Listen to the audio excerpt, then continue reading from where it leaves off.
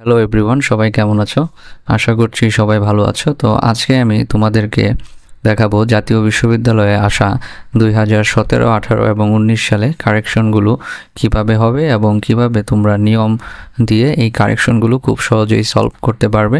তো এই কারেকশনগুলো কিন্তু ঘুরিয়ে পেঁচিয়ে জাতীয় বিশ্ববিদ্যালয়ে বারবার এসে থাকে। ধরতে গেলে একই ধরনের কারেকশনগুলো বারবার এসে থাকে। একই ধরনের বলার কারণ হচ্ছে এখানে নিয়মগুলো একই থাকে, শুধু সেন্টেন্সটা চেঞ্জ হয়। তো প্রিয় শিক্ষার্থী বন্ধুরা, তোমাদের এই কারেকশনটা বুঝতে যেন কোনো অসুবিধা না হয়, সেই জন্যই আমি মূলত আজকের তোমাদের জন্য এই ভিডিওটি নিয়ে এসেছি।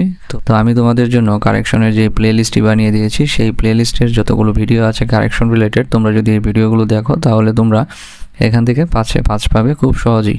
কারণ এখানে কিন্তু মুখস্থ করার তেমন কিছু নেই, শুধু বুঝলেই তোমরা আনসার করতে পারবে। তো চলো আমরা 2019 সালে জাতীয় বিশ্ববিদ্যালয়ের অনার্স তৃতীয় বর্ষের ইংরেজি পরীক্ষায় আসা কারেকশনগুলো দেখে নিই। তো এখানে প্রথম বাক্যটি হচ্ছে he insisted me to go there. তো এখানে আমরা যে রুলটা অ্যাপ্লাই করব সেটা হচ্ছে ইনসিস্টেড যুক্ত বাক্যের যদি কোনো বাক্য থাকে তাহলে সেই বাক্যের ইনসিস্টেডের পরে আমরা অন বসাবো, এরপর আমরা পসেসিভ ফর্ম বসাবো প্লাস ভার্ব প্লাস আইএনজি বসাবো।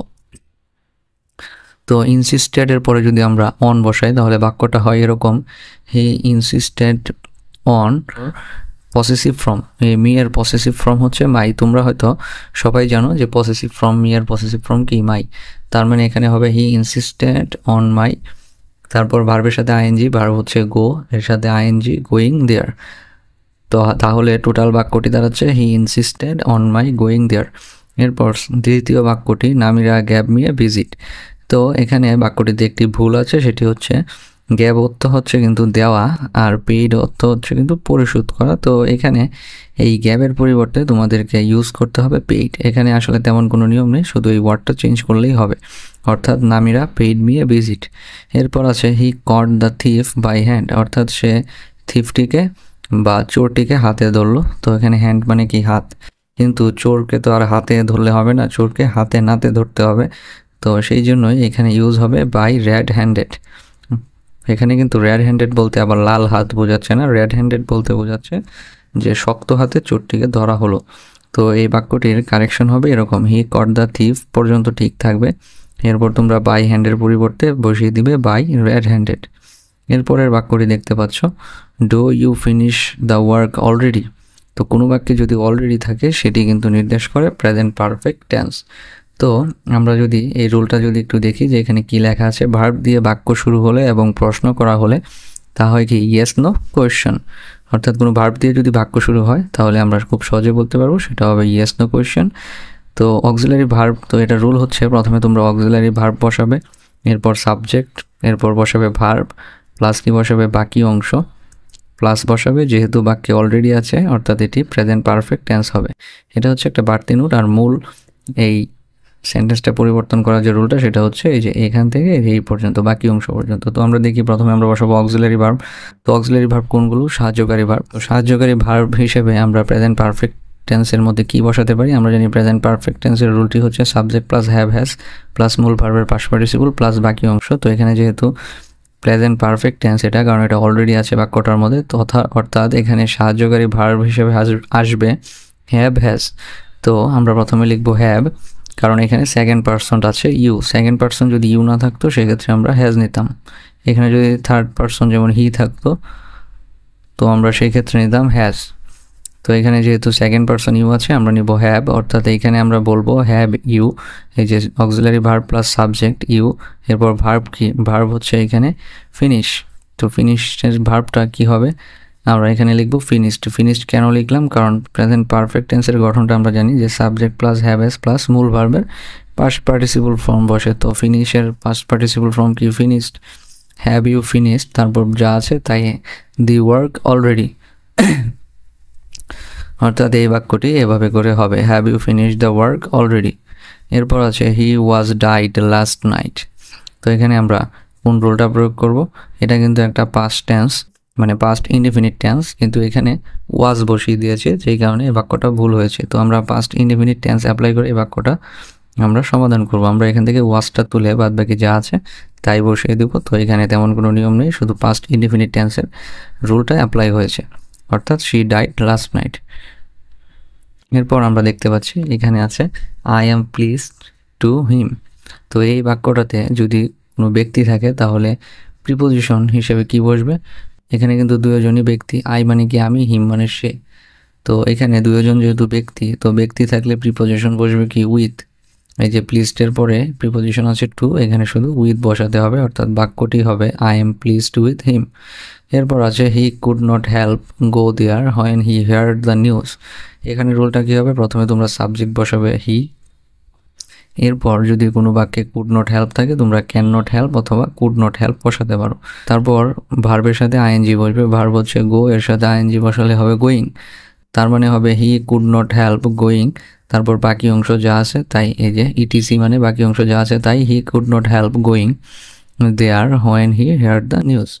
খুব সহজেই বাক্যটি কিন্তু পরিবর্তন করে নিলে। তো এখন আমরা দেখব 2018 সালে আসা কারেকশনগুলো। তো প্রথম কারেকশনটা হচ্ছে the cost of the books are high, মানে বইয়ের মূল্য অনেক বেশি বা অনেক উচ্চ মূল্য। তো এখানে সিঙ্গুলার সাবজেক্ট থাকলে ভার্ব হবে সিঙ্গুলার, আর যদি সাবজেক্ট প্লোরাল হয় তো সেই ক্ষেত্রে ভার্ব হবে প্লোরাল।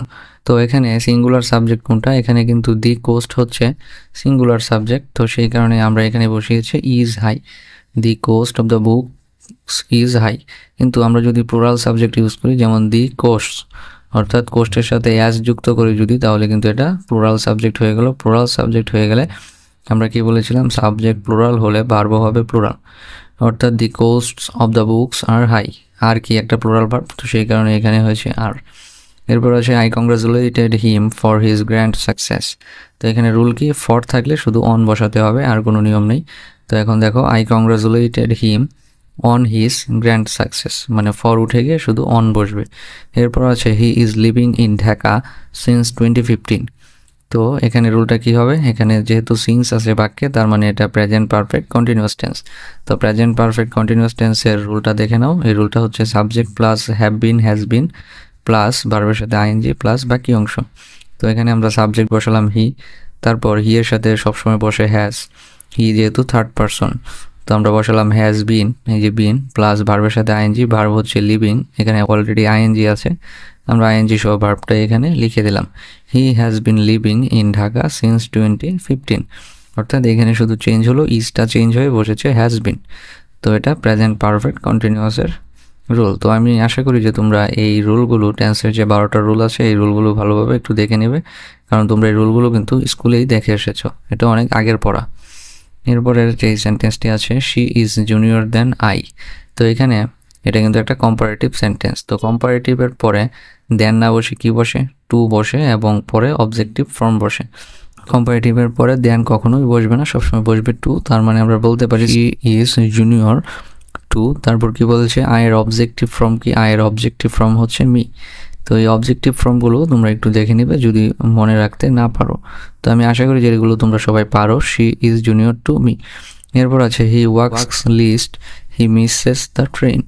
তো এখানে লিস্টের পরিবর্তে তোমরা সবসময় শুড বসাবে, তাহলে বাক্যটি হবে he walks fast lest he should miss the train. এরপরের যে বাক্যটি আছে সেটি হচ্ছে he saw a bad dream. সে একটি খারাপ স্বপ্ন দেখেছে। তো স্বপ্ন কিন্তু আসলে বাস্তবে দেখা যায় না, এটা কিন্তু একটা কাল্পনিক জিনিস। তো এইটাই এখানে বলা হয়েছে, যেহেতু কাল্পনিক জিনিস তার মানে এখানে আমি বাক্যটিতে ব্যবহার করব ড্রিমড। তাহলে এই বাক্যটির সঠিক রূপ হবে হি ড্রিমড, মানে সো এর পরিবর্তে বসাবো ড্রিমড, হি ড্রিমড এ ব্যাড ড্রিম। অথবা এই বাক্যটিকে আমি আলাদাভাবে লিখতে পারি আরও একভাবে, এভাবে লিখলেও তোমরা নাম্বার পাবে, সেটি হচ্ছে he had a bad dream. তোমরা এই দুইভাবেই এই বাক্যটি লিখতে পারো। এরপর আছে stop to talk in the class. তো এখানে দেখো প্রথম অংশে তোমরা যা আছে তাই বসাবে, অর্থাৎ স্টপ যে আছে প্রথম অংশটা এটা বসালে, এরপর ভার্বের সাথে আইএনজি বসাবে, এরপর ভার্বের সাথে কি বসাবে? আইএনজি, যে স্টপ টকিং, তারপর বাকি অংশ যা আছে তাই। অর্থাৎ কোনো বাক্যে যদি স্টপ থাকে তাহলে তোমরা সেখানে প্রথমে স্টপটা বসিয়ে দিবে, এরপর ভার্বের সাথে আইএনজি প্লাস বাকি অংশ বসাবে। তো প্রিয় শিক্ষার্থী বন্ধুরা, এখন আমরা দেখব 2017 সালে জাতীয় বিশ্ববিদ্যালয়ে আসা কারেকশনগুলো। তো চলো আমরা সেগুলো সলভ করি। তো প্রথম বাক্যটা হচ্ছে John has gone to Singapore the day before yesterday. তো এটা কিন্তু পাস্ট ইনডিফিনিট টেন্স নির্দেশ করছে এই সেন্টেন্সটা। তো আমরা এখন পাস্ট ইনডিফিনিট টেন্সের রুলটা অ্যাপ্লাই করব। তো পাস্ট ইনডিফিনিট টেন্সের রুল কি? সাবজেক্ট প্লাস মূল ভার্বের পাস্ট ফর্ম প্লাস বাকি অংশ। তো এখানে ভার্ব কি আছে? তো এখানে প্রথমে সাবজেক্ট আছে জন, ভার্ব আছে কি? গন। তো গন কোথা থেকে এসেছে? গো, ওয়েন্ট, গন, মানে এখানে পাস্ট পার্টিসিপল রূপ দেওয়া, আমাদেরকে বসাতে হবে পাস্ট ফর্ম। তো গো এর পাস্ট ফর্ম কি? ওয়েন্ট, আর পাস্ট পার্টিসিপল ফর্ম হচ্ছে গন। তো আমরা বসাবো ওয়েন্ট, জন ওয়েন্ট, তারপর যা আছে তাই, John went to Singapore the day before yesterday. যেহেতু এটা করার কারণ হচ্ছে কারণ এটা হচ্ছে পাস্ট ইনডিফিনিট টেন্স। এরপর আছে দি mother wants the boy two punish. তো বাক্যে যদি অ্যাডজেক্টিভ থাকে তাহলে কিন্তু টু বি বসে না, আর বাক্যে যদি অ্যাডজেক্টিভ না থাকে সেক্ষেত্রে টু বি বসাতে হবে। তো এটা কিভাবে দেখো, the mother wants the boy to be punished, অর্থাৎ এই বাক্যে কিন্তু কোনো অ্যাডজেক্টিভ নাই। দেখো দি বয় কিন্তু কখনোই একটা অ্যাডজেক্টিভ না, দি বয় দিয়ে কিন্তু একটা বালক বোঝানো হচ্ছে, অর্থাৎ এটা হচ্ছে একটা নাউন। এখানে যদি অবজেক্টিভ, তো এখানে যদি অ্যাডজেক্টিভ থাকতো সেই ক্ষেত্রে আমরা এখানে টু বি বসাতে পারতাম না, সেই ক্ষেত্রে এখানে যা ছিল মানে টু তাই হতো, কিন্তু এখানে দি বয় তো হচ্ছে একটা নাউন, অর্থাৎ এখানে যেহেতু দি বয় অ্যাডজেক্টিভ না, তো সেই জন্যই আমরা এখানে টু বি বসাবো। তাহলে বাক্যটির সঠিক রূপ হবে the mother wants the boy to be punished. এরপরের বাক্যটি হচ্ছে the girls knows to drive a car. তো এই বাক্যটি ভুল আছে। তো তোমরা এই রুলটি এভাবে মনে রাখবে যে নো, লার্ন, এক্সপ্লেইন, টিচ, এরপর কি দিয়ে প্রশ্ন শুরু হবে? হাউ টু প্লাস ভার্বের বেস ফর্ম। তো এখানে তোমরা দি গার্ল নোজ পর্যন্ত লিখবে, দি গার্লস নোজ, তারপর লিখবে হাউ, এই যে হাউ টু, তারপর কি? ভার্বের বেস ফর্ম মানে ভার্বের মূল রূপটা। ড্রাইভের মূল রূপ কি? ড্রাইভি, এটাই বসাবে। আর ড্রাইভের ফার্স্ট ফর্ম কি? ড্রোভ, পাস্ট পার্টিসিপল হচ্ছে ড্রাইভেন। তাহলে এই বাক্যটি হলো the girl knows how to drive a car. এখন আমরা ডি নাম্বার সেন্টেন্সটি দেখব। তো এখানে আছে আই মিট টু ফিমেলস। তো ফিমেলস দিয়ে বোঝানো হচ্ছে সমগ্র মহিলা জাতিকে, কিন্তু সমগ্র মহিলা জাতি তো আর দুইজন হতে পারে না। তো সমগ্র মহিলা জাতি যেহেতু দুইজন হতে পারে না, তার মানে এখানে উইমেন বসাতে হবে। উইমেন অর্থ হচ্ছে কি? মহিলা। তার মানে আমরা এখানে লিখতে পারি আই মিট টু উইমেন, এটা হচ্ছে সঠিক রূপ। এরপর হচ্ছে রিজাইন্ড ফ্রম দ্য পোস্ট। তো এখানে রিজাইন্ডের পর প্রিপোজিশন বসবে না, তো তাহলে এই বাক্যটির সঠিক রূপ হবে হি রিজাইন্ড দ্য পোস্ট, মানে ফ্রমটা বাদ যাবে, এখানে হবে হি রিজাইন্ড দ্য পোস্ট। এরপর আছে she is wiser then I think. তো এখানে তোমরা প্রথমে ফুল সেন্টেন্সটা লিখে নিবে। তো এই বাক্যটার ক্ষেত্রে তোমরা প্রথমে ফুল সেন্টেন্সটা লিখবে, এরপর হার টু বি লিখে দিলেই শেষ। এই যে she is wiser then I think, her to be. এরপর আছে you drank a hot cup tea. তোমার বাক্যটি প্রকাশে ভুল হয়েছে, তো এটি সঠিক রূপ হচ্ছে you drank a cup of hot tea, মানে তুমি এক কাপ গরম চা খেয়েছো। প্রিয় শিক্ষার্থী বন্ধুরা, আমি আশা করি যে তোমরা এই কারেকশনগুলো খুব ভালোভাবে বুঝতে পেরেছো, এবং তোমরা যদি এই কারেকশনগুলোতে যদি আরও সমস্যা থাকে তাহলে ভিডিওটি আরও একবার দেখতে পারো, যাতে তোমাদের ক্লিয়ার হয়ে যায়। কারণ পরীক্ষাতে ঘুরে ফিরে এই কারেকশনের এই নিয়মগুলো থেকে প্রশ্ন এসে থাকে, সেটা আমি দেখেছি। তো প্রিয় শিক্ষার্থী বন্ধুরা, পরবর্তী ভিডিওতে আমি তোমাদেরকে দেখাবো 2015, 16 এবং 17 সালে আসা কারেকশনগুলোর সঠিক নিয়ম। তো প্রিয় শিক্ষার্থী বন্ধুরা, তোমাদের এই ভিডিওটি ভালো লেগে থাকলে চ্যানেলটিকে সাবস্ক্রাইব করে রাখতে পারো, কারণ আমি তোমাদের জন্য প্রয়োজনীয় যে গুরুত্বপূর্ণ ভিডিওগুলো আছে সেগুলো নিয়ে হাজির হব। এবং তোমরা যদি আমার এই ভিডিওগুলো দেখো তাহলে কিন্তু তোমরা ইংরেজিতে খুব সহজে পাশ করে ফেলতে পারবে, কারণ ইংরেজিতে তোমাদের শুধু পাশ করা প্রয়োজন, এ প্লাস পেলেও যা, পাশ করলেও তা, কারণ এটা হচ্ছে একটা নন ক্রেডিট সাবজেক্ট। তো প্রিয় শিক্ষার্থী বন্ধুরা, তোমরা সবাই ভালো থেকো। ধৈর্য ধরে ভিডিওটি দেখার জন্য তোমাদের সবাইকে অসংখ্য ধন্যবাদ।